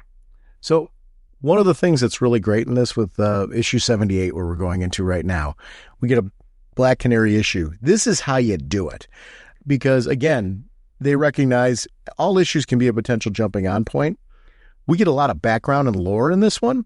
We also get, this is my favorite issue out of the batch, and the reason for it being my favorite issue, we get some really cool Neil Adams supernatural creepy in this, which I love me some Neil Adams supernatural creepy. And it's particularly, we'll talk about it when we get to the sequence, but I love the cover for this. I mean, if you're like passing this one on a shelf, you're grabbing this one. Yes. I love that it also ties into the story that's in there. It's not some isolated cover. Sometimes the artist does not know the story all the details of the story that they're doing in there. So the cover can be sometimes thematically a little bit disconnected. And that's no fault of the artist. You're only going to be able to do what you can with the information you're being given. In this case, oh my gosh, so tied into the story that's being told here. And what a great setup for this. I love that this, at the time growing up, I thought there was a book, Green Lantern, Green Arrow. Yeah. I remember this vividly and thinking how cool that is. These two got a book together, and how neat is that? Not recognizing the fact that, no. This is Green Lantern. Green Arrow happens to be a guest star in this book. It really, the cover logo that they did for this was really, really well done. You want to hear some kind of funny? Mm-hmm. I've always thought Hard Traveling Heroes was a Green Lantern, Green Arrow book. Me too. It wasn't until we started talking about it today, or when we first started talking about doing this, that I realized it was in the Green Lantern title. I thought there was a Green Lantern, Green Arrow limited series or ongoing or something like that. That was Hard Traveling Heroes. Especially with the way it's been told over the years. Yeah, I know. And it was funny because when you first said, hey, let's do this, you're like, it's in Green Lantern, and you gave me all the numbers. I'm like, wait, no, it's in the Green Lantern, Green Arrow. I love the fact that when you first said that to me, I was like, huh? And then I look like, oh, wow, that's kind of cool. I never knew that, So it's not only just back in the day, even present day, I didn't realize that. So this, again, and like you said, this was also a brilliant story because we get a great Black Canary story in here. And we get some cool backstory tied into the main story. So again, every one of these issues are one and dones. If you only pick up this issue, you'll get everything you need to know. And I love this opening sequence with Black Canary where these bikers are going to throw down with her. And I just started laughing because, again, I had no memory of this issue at all. Mm-hmm. So my reading for this for the podcast is 100% first time read through because I don't remember anything happening. So for me, it was a brilliant, I'm laughing because I knew Black Canary is going to take out these guys without an issue. And I didn't know if this Black Canary had the canary cry or not. Because, again, that's part of things where I'm not sure in this time frame if she has it, but I knew she was a master of martial arts. I knew she was going to take these guys down. And I loved how they drew the fight sequences. These are some really cool stuff, especially the first guy that gets dropped down, the Snake Eyes guy. Again, the names, but I love that she just takes him down, bam, bam, hard shot, right to the throat, drops him hard. I loved seeing that. No breaking a sweat, no nothing to take out that guy. Really showing how badass she is. But then when you get to the actual fight sequences going on, the inner dialogue talking about who Black Canary is. So if you don't know who Black Canary is, you're getting this great explanation of who Dinah Drake Lance is. That Black Canary. She doesn't sing, she fights. Long ago, since mastering the ancient arts of judo, and jujitsu, mastered them perhaps no other mortal ever has. So she is a badass. And I love this art sequencing. Again, they went with that blue tone on the background, giving a little bit of a different look to it. But again, showing multiple fights, multiple movements, multiple strikes and blows. It's absolutely brilliant. I love this stuff. Yeah, the canary cry is something that they were using more judiciously I'm reading up on just the 70s Black Canary, especially with the Earth 2 version, that has been brought in. So it looks like the canary cry is there, but it is like a magical and it might be like uncontrollable. So like they were playing around with this back then. So I'm like, I think she had the canary cry here. We don't see it anywhere in this issue. And I don't think its use was very judicious. But and please, this is me. I'm just spitballing from what I'm just reading online real quick, because I was just looking back. I'm like, when? I thought she had the canary cry, at least in the satellite era and stuff like that. So I'm like, what? What's going on here with this one? So it looks like yes, but this was more her modus operandi. And I actually loved it. I love the background of because they don't mention the canary cry at all in this issue. Yeah. They mention judo and jujitsu, and in that background. I love her backstory in this. I love that they organically give you a very cool backstory to not only her combat abilities, but her Earth 2 origins and the fact that her husband died and that she denied herself a relationship with Ollie for the longest time, but then all of a sudden realized she loved him. And that's part of the reason why she's on this journey right now is she's trying to get to Ollie to, kind of clarify where she's at. And I love how this storyline plays out. She does a great job with these guys. Yeah. And she does get taken out, but I love that she gets taken out by the fact that she's got overwhelming numbers and the guy ran her motorcycle into her. That's a tough one to get by. And it also, just throwing something else out there, she's judo and jujitsu. And I love the fact that the actual motions are actually associated with judo and jujitsu. And again, it's a lot of arm bars, a lot of arm locks, a lot of throws, that kind of stuff. And that's the kind of stuff you see in this fighting. Yeah. I love the fact that they did that. I don't know if it was just by accident or if they actually knew what kind of strikes you can have. It's one of those funny things when people talk about a judo chop. Judo doesn't have chops. So if you ever hear someone say judo chop, no, that's not judo at all. And I love how they did that. And like you said, she does get taken out, but overwhelming numbers, and she gets run over by a motorcycle. So I'm giving her a pass on this. I'm sure she'll appreciate that. I really like that. Then we jump back to our guys, and we were running into an Indian reservation, and even their whole attitude, when they're pulling in, it's like, what do you say, pale faces? We say food pronto. They're not exactly the most polite of fellows. And it's funny because I took that as just friendly banter going back and forth. I did between too. Each other. But again, it is interesting because again, back in the 70s, we said Indian. And nowadays we say Native American. Right. And there's the Cleveland baseball team changed the name of their team because the term Indian is offensive to Native Americans. So nowadays you couldn't get away with doing this kind of stuff in a story. You couldn't get away with your heroes calling people Indians. And I think, again, it's interesting how well this stands up. And there's those little things that you see differences of. For the longest time, I was against the name switch because I always thought growing up, our Wahoo growing up had been the evolved version of Wahoo. Yeah. If you take a look at the origins of that character, the original artwork and all that, I'm like, I'm flipping to the other side on this one. It was a very unflattering caricature. So when you take a look at that, it's kind of like, sorry, I kind of got to agree with them on this one. This should go bye-bye. Yeah. It's not okay. I am one of those weird ones where, because a good friend of mine, she was one of my managers, her grandfather is full-blooded Lakota Sioux. Oh, okay. And he loved Chief Wahoo. Okay. She brought back, went to visit him and brought back some swag. And he looks at the hat and it was the big C hat. He goes, "Where's Chief Wahoo?" Yeah. And she's like, he's like, he loved Chief Wahoo. He thought Chief Wahoo was great. But again, a lot of people, you can't go by one person's opinion. You do have to look at the overall meaning behind it. And as you said, those early caricatures of him were very, very bad. And I can understand why people would be upset by it. And to me, I don't care what you call the team as long as they win. Let's get some victories and let's get a World Series out of them guys.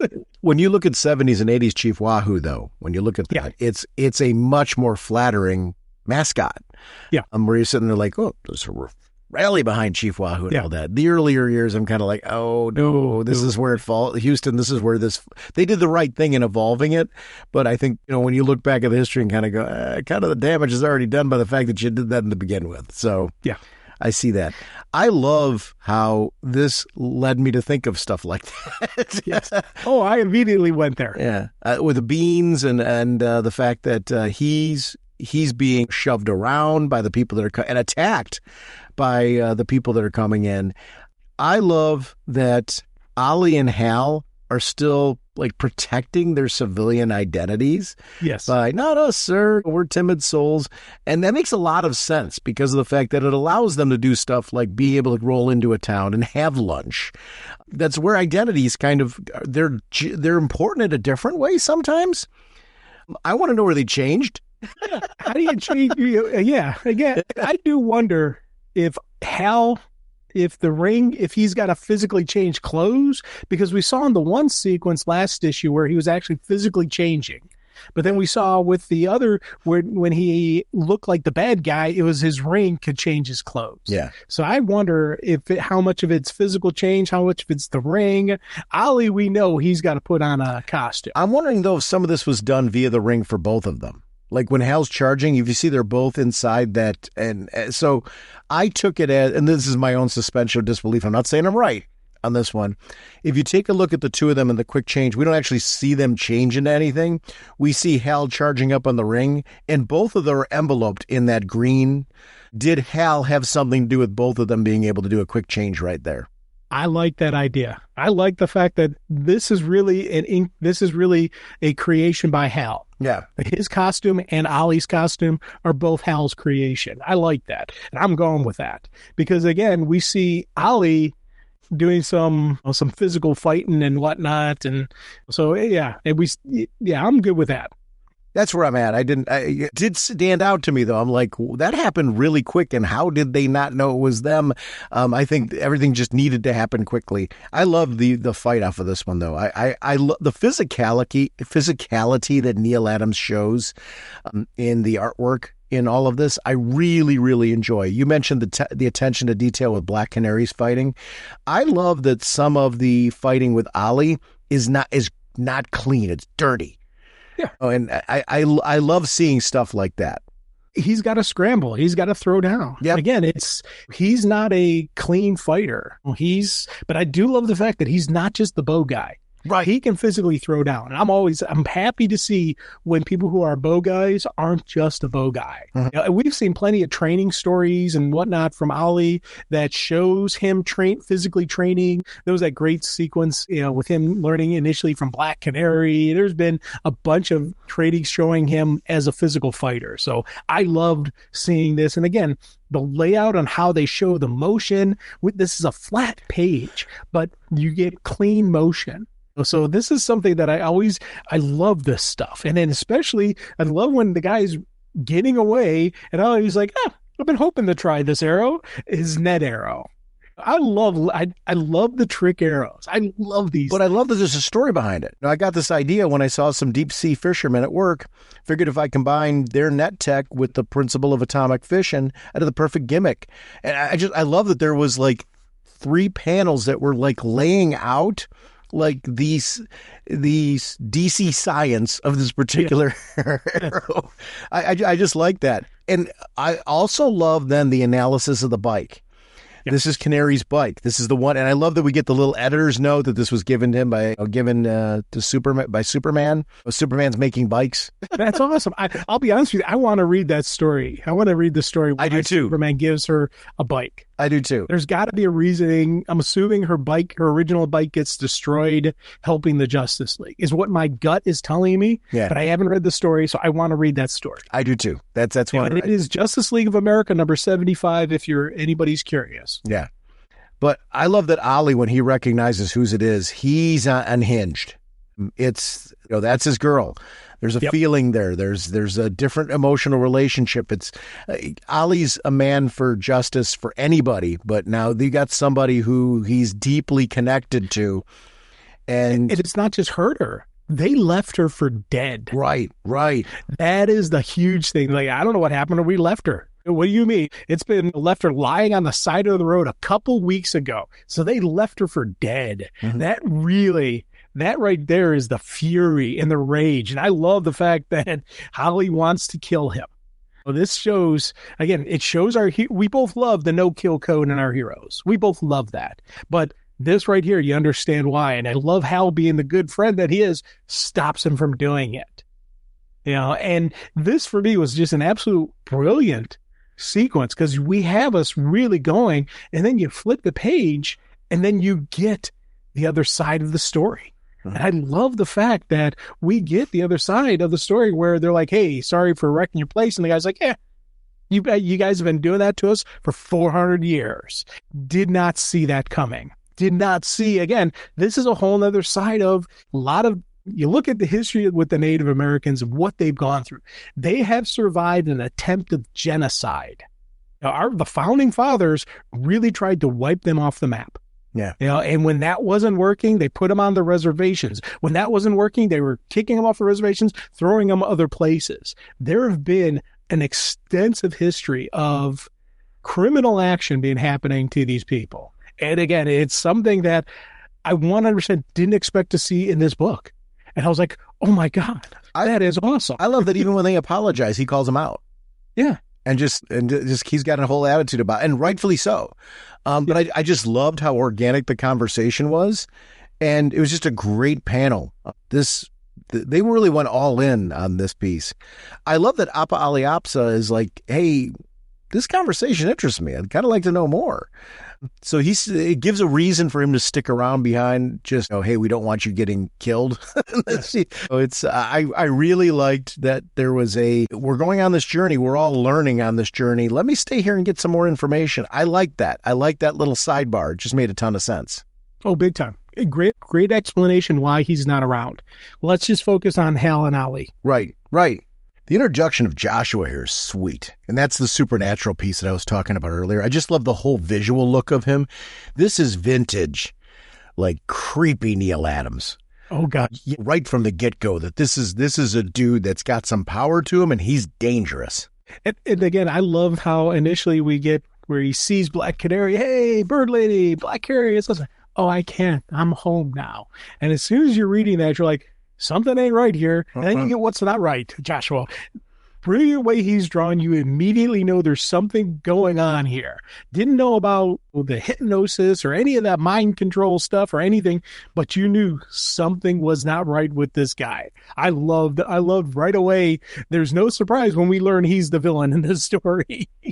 I love Green Arrow's response. He goes, I am called Joshua. Hooray for you. I just love the brash Ollie. I'm Green Arrow. Maybe you've heard of me. It's so that I usually get the answers I want. Right now, I want your answers. Yeah, I love that. It was really, really great Ollie. And going off of that, I love the fact that Joshua is like, judging by your tone, you are not ready for my message. I implore you to leave. I love the fact that Joshua is smart enough to recognize that he's not going to be able to brainwash Ollie. And again, it's the whole cult thing. There's a lot of neat stories out there about different cults, and I've studied up on the nature of cults, and just the grooming and everything that goes through with this stuff. So I wasn't 100% certain if this was a grooming thing or if this was a supernatural thing. And I love the fact that going into this, I wasn't 100% certain, but you knew this guy was the bad guy. Right. I also do love his intelligence here, recognizing that he's not going to be able to reach Ollie. Uh-huh. He's not going to be able to reach Hal. He needs to get them to leave. Right. So again, it's like with the first issue where he kind of has the law on his side. Mm-hmm. Until they know that he's doing something illegal, you can't just beat him up. You gotta. They're on his land. He's asking them to leave. They've got to leave until they can get the evidence that he's doing some wrongdoings. He's got the rights here. And I loved seeing that. But I also love the fact that Ollie didn't completely give up and plants a big old kiss on Black Canary, trying to wake her up. Just trying to get her to remember, because he doesn't know mind control yet. He's just reacting the way Ollie reacts. And I love the fact that it does have a connection to her. It does break his spell somewhat. And we get that brilliant backstory. Because again, I didn't realize this was the Earth 2 Black Canary on Earth 1. Yeah. You know, because I'm not 100% up on this. Well, there wasn't a lot of duplicates. Right. So we're more used to now there being two of people. There was a Batman and Superman duplicate, but certain characters on Earth 2 were not duplicated on Earth 1. In this case, they brought her over. Yeah, that was cool. I love that. And I love that they gave to us a nice one-page spread breaking down death of her husband, her coming to Earth 1, her budding relationship with Ollie where she's holding back, and then finally showing her saying, hey, she's got to follow him on his quest just to see what's going on, see where this is going. So I love bringing everybody up the story, up to date as to who and what's going on here. I love that he's using, this is when we get the hypnotism then, and he's using that. It's wrong to use guns and those type of pieces. He's then hypnotizing her and just bringing in the dedication and those, wow. I love creepy, and Joshua's creepy. Like the eyes, when you see her in his eyes as he's using the hypnotism, the look on his face, that's a creepy that only Neil Adams can do. Yes. I love the tone shift. Oh, God, yeah. And even describing it, his words beat upon her as waves upon a clean white beach, stilling her fears, filling her with peace. And it's just continuing showing just the mind stuff going on here. I love that. That was awesome. Ollie's reaction when Hal's confronting him. Yeah. And he's really trying to be a good friend, but he does say one thing too many. Yeah. Where he's in her, chum, it's tough, but you got to swallow it. She just doesn't dig you. It was like, maybe you didn't need to throw that salt on the wound. I'm just saying. There's certain points in time. I don't know that Ollie should have punched him, but I think Hal provoked him. Yeah. And again, artwork. I love the moment before the look on Ollie's face. That kind of look on his face, right as Hal saying that. That for me was a brilliant usage of artwork to really just show he's irked, and beyond that, and then you get the pow and the punch, and these two going their separate ways. Again, a good explanation as to why these two are apart. Just like we had a great explanation why the Guardian didn't come along.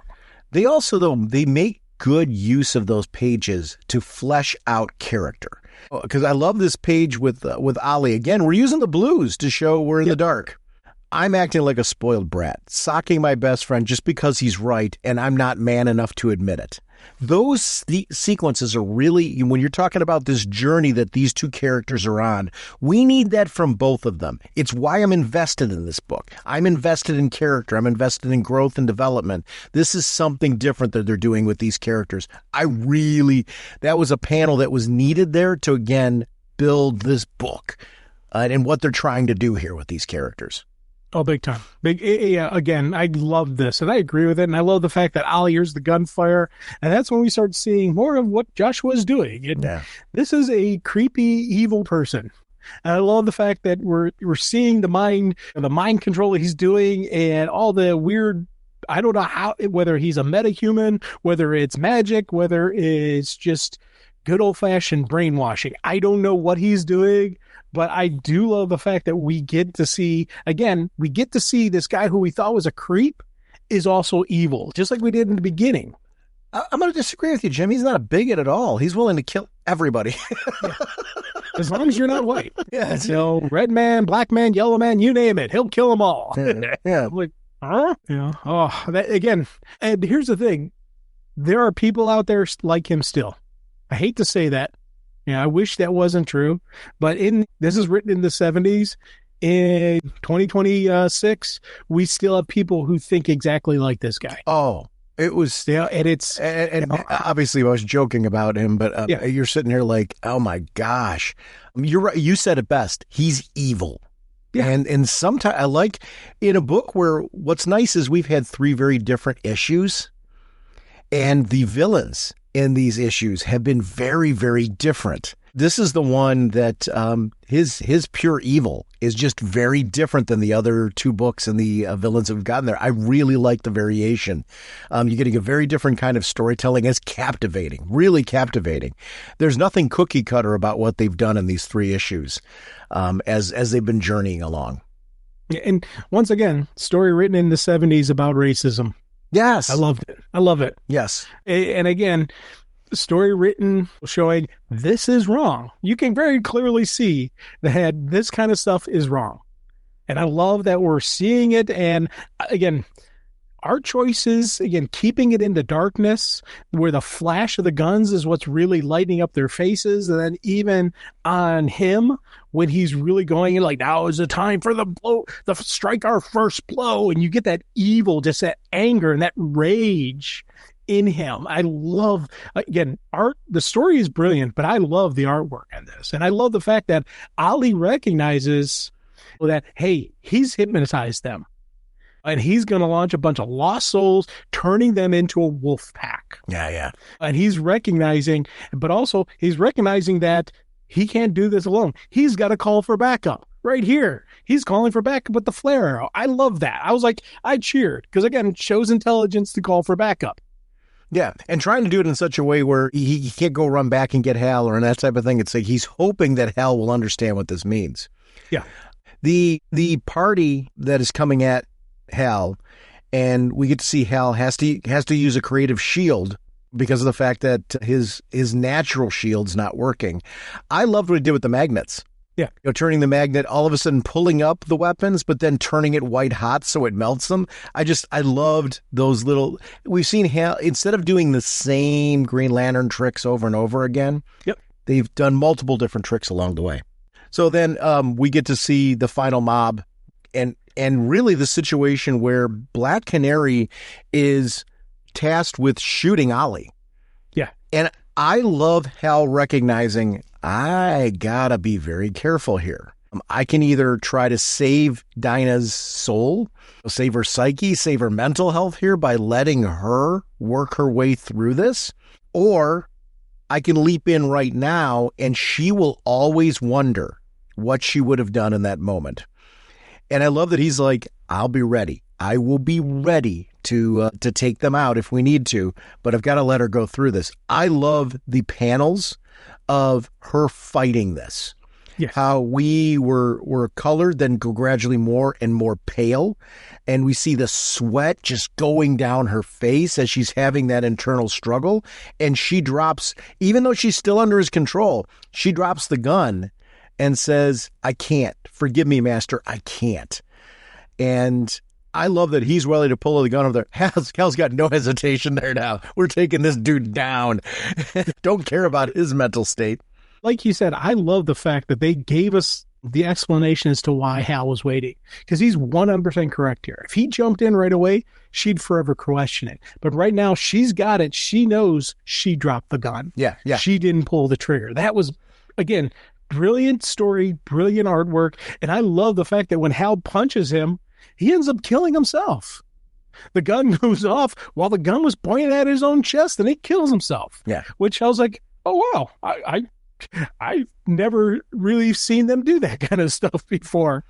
This ending completely shocked me because normally these bad guys go to jail and they don't get killed. They don't kill themselves by accident. As you've said, there's not a lot of winning in this. No, a lot of this is surviving the sequences, which is really interesting. Ollie and Canary kind of going off together in the end and talking through this piece, I thought was really just a good ending. I really liked this issue. I thought it was really a great issue and what it did during its time. It got me excited, obviously, to read more of this. But wow, out of the gate, I'm so glad we're doing this. I think this is just a great series of books.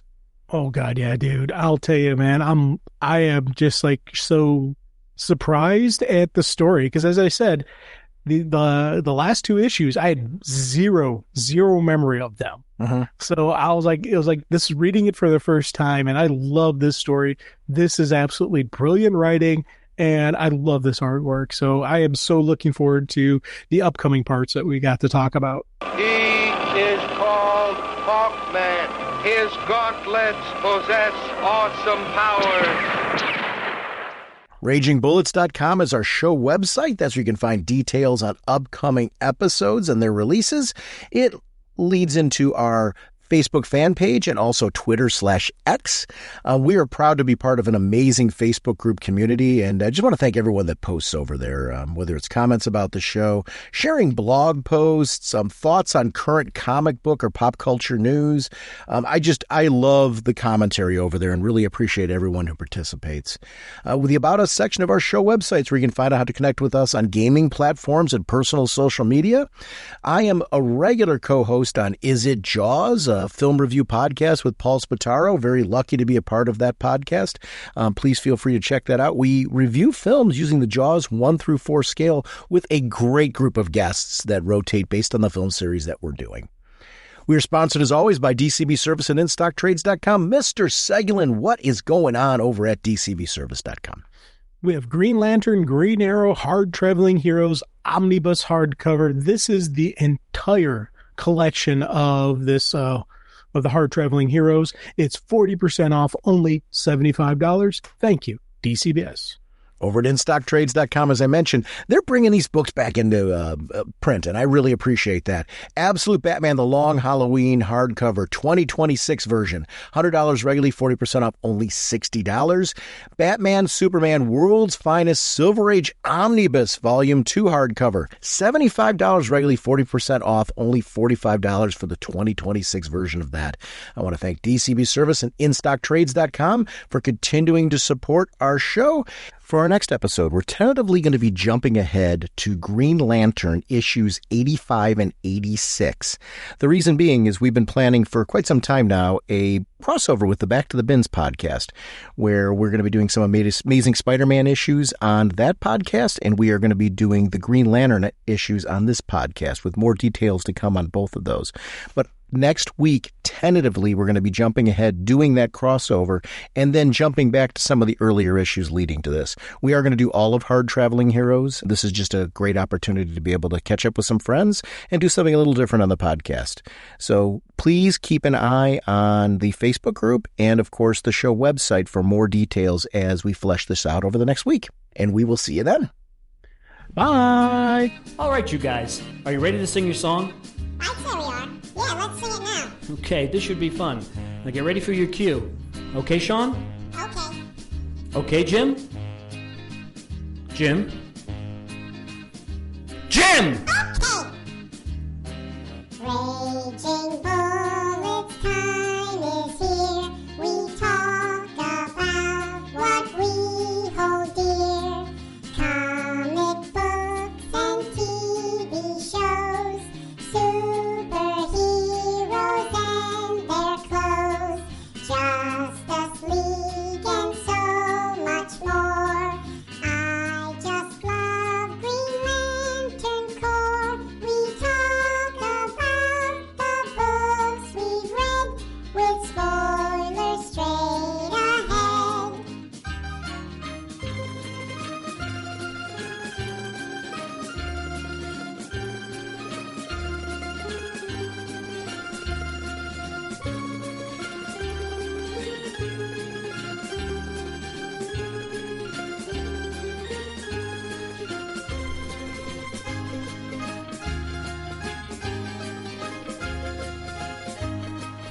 Okay, fellas, get ready.